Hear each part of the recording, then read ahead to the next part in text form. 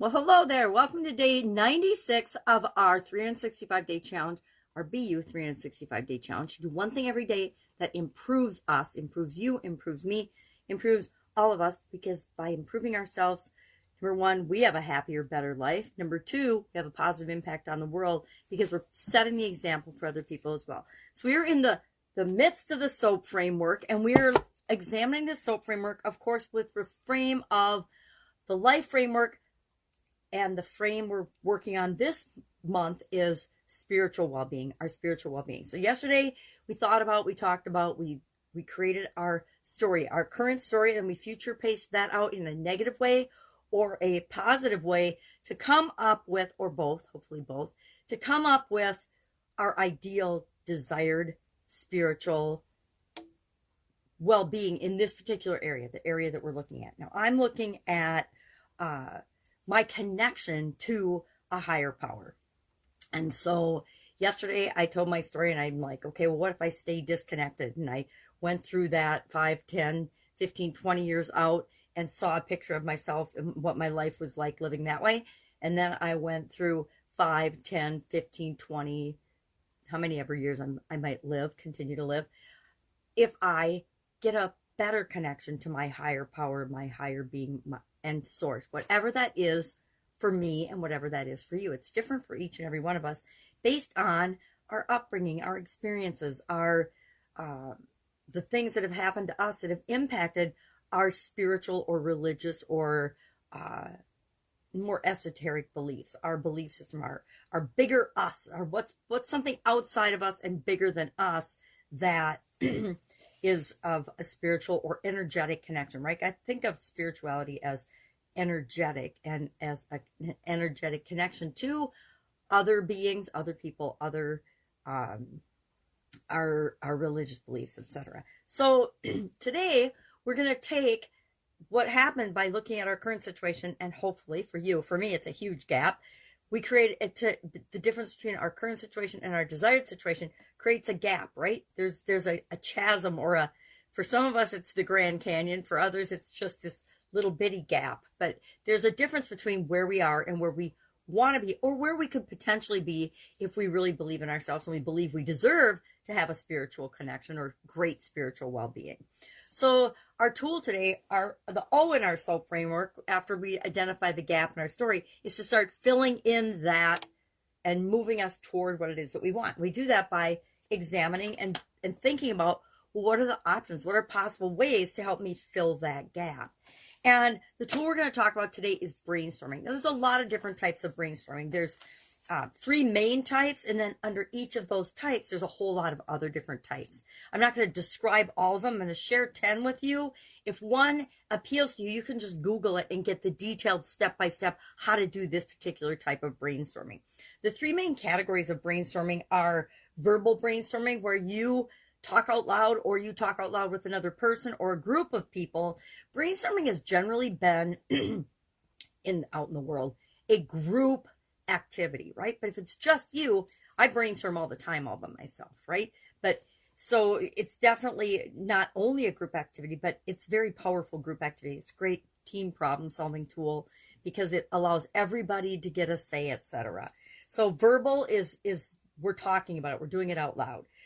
Nominal group technique, we've actually got nominal group technique on the back of this, and often I share nominal group technique in the A of our SOAP framework, the analysis and the action. How do you decide among alternatives? That's where I share nominal group technique. So I thought it was interesting that according to the internet, verbal nominal group technique and electronic are the 3 main categories of brainstorming, meaning you do it out loud. I would say there's, nominal group technique, maybe I would say verbal, written, and electronic, but that would be me categorizing things. And whenever we hear things or read things or learn things on the internet, we take them with a grain of salt because it's only one person's opinion, right? And it's one person's opinion filtered by an electronic algorithm, right? Which may or may not represent what we actually mean.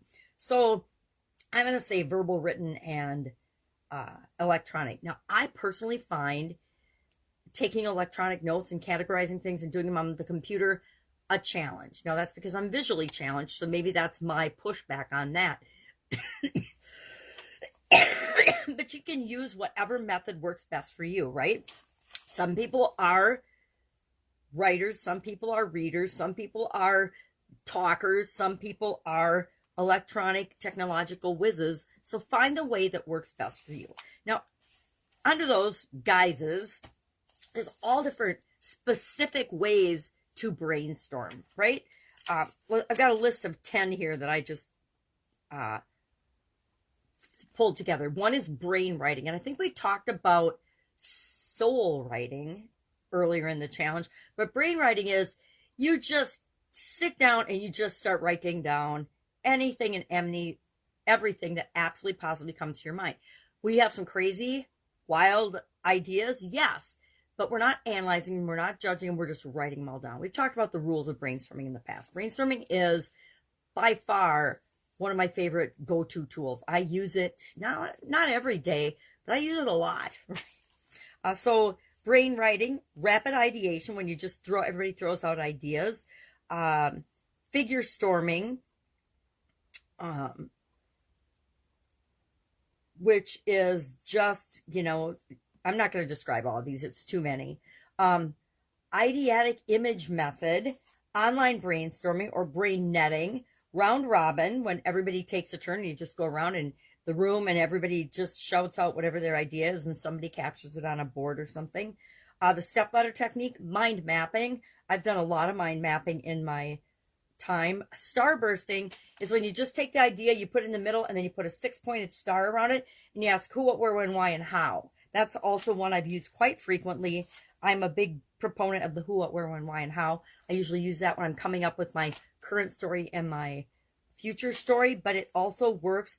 It's one of those tools. It's like meditating. It's like hypnosis. It's like affirmations. It's a tool that can be applied to any area and aspect of your life, just like brainstorming is. And then change of scenery. Sometimes we get our best ideas when we're doing something else or when we're out of our normal environment. I never brainstorm in my office, almost never. When I'm brainstorming, I am brainstorming when I go for a walk. I'm brainstorming when I'm sitting in a cozy, comfortable place. Maybe I'll walk to the park and I'll sit on the park bench that overlooks the river, and that's where I do a lot of brainstorming.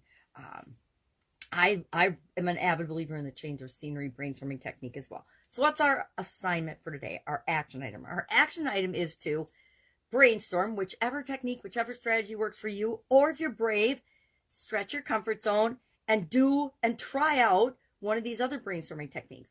We're going to come up with a minimum of 10 possible options to help us fill that gap, right? We're not analyzing or judging them. We're just brainstorming out 10 possible ways to get from where I am right now in my connectedness to a higher power to where I want to be with respect to my connectedness to a higher power.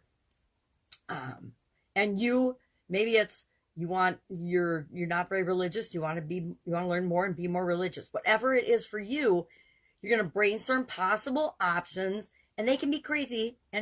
Just use your imagination to get from where you are to where you want to be. We're going to have 10. We're going to share 3. We're going to share 3 for a very specific reason. Tomorrow, we are going to apply a tool to analyze and select one of those, or maybe one of a totally different idea. A lot of times when I start to analyze my possible options, I realize that the 3 I picked, there's one that makes absolutely a lot more sense on my list, or maybe not on my list, but it pops in my mind. And then I pick that one to actually take action on. So 10 and 3, I call this 10 and 3. So brainstorm at least 10 options, pick 3, share 3 in the comments below, how you can fill your spiritual well-being gap. And we will hop on the A train tomorrow and analyze that and pick one to take action on. All right, any questions, hit me up. Otherwise, I will be with you tomorrow. Have an awesome day. Have fun with this. Brainstorming is supposed to be fun, and it shows us really how creative and how imaginative we are, and that's always a good thing. All right, have a great day. Bye.